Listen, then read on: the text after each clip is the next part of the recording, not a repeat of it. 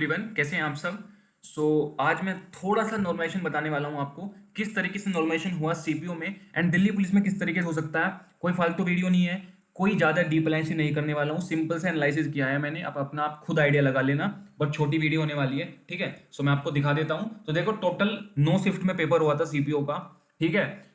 और ये सारी शिफ्ट थी, और रैंक मित्र के हिसाब से ये मैंने यहाँ पर नंबर लिख रखे हैं, कौन से नंबर की शिफ्ट थी, ठीक है। रैंक मित्र के हिसाब से 9 दिसंबर की जो शिफ्ट 1 थी वो सबसे हार्डेस्ट शिफ्ट थी। देन फिर जो सेकंड हार्डेस्ट शिफ्ट थी वो 10 की फर्स्ट थी। देन फिर थर्ड नंबर पे ये 11th की सेकंड थी। एंड ये सबसे इजी थी 8 या 9 वाली 12 दिसंबर की।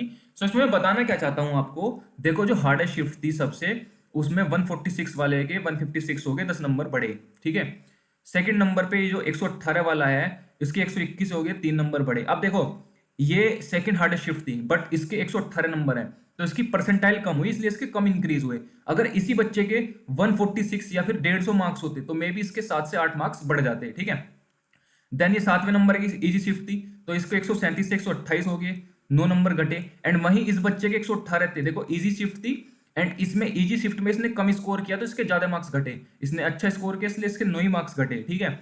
फिर यहाँ पर 8वें नंबर की इजी शिफ्ट थी, इसके 139 थे तो 131 हो गए, 8 कम हो गए। इससे 120 थे, 109 से 11 हो गए।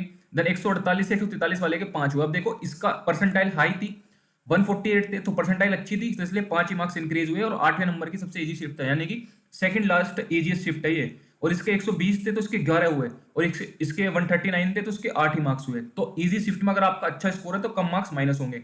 अब देखो, ये 6ठे नंबर की मेरी शिफ्ट थी, मेरे सीपीयू में 149.75 रो स्कोर है, एंड मेरे 149.26 हुए, ठीक है। तो मेरे सिर्फ आधा नंबर माइनस हुआ। क्यों हुआ? क्योंकि मेरे एक तो इजी शिफ्ट थी, बट मेरी परसेंटाइल बहुत अच्छी थी, तो इसलिए मेरे को आधा ही मार्क्स गंवाना पड़ा, ठीक है। ये एक छोटा सा एनालिसिस है।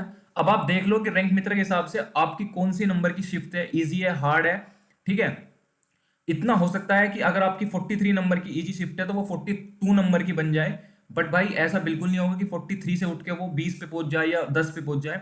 ये देख लो, सीएचएसएल में मैंने आपको एनालिसिस दिखाया, रैंक मित्र के हिसाब से जो जितनी हार्ड शिफ्ट या इजी शिफ्ट है वो बिल्कुल सही है, बट एक ही शिफ्ट में अलग अलग नॉर्मेशन इसलिए हो रहा है कि परसेंटाइल बेसिस पे काम हो रहा है। अगर आपकी परसेंटाइल अच्छी है सो आपके फिर मार्क्स कम डिक्रीज होंगे इजी शिफ्ट में, और अगर हार्ड शिफ्ट में अच्छी है तो मार्क्स भी अच्छे इंक्रीज होंगे। ये मैंने आपको सारा प्रूफ दिखा दिया, ठीक है। ये एक छोटी सी वीडियो थी।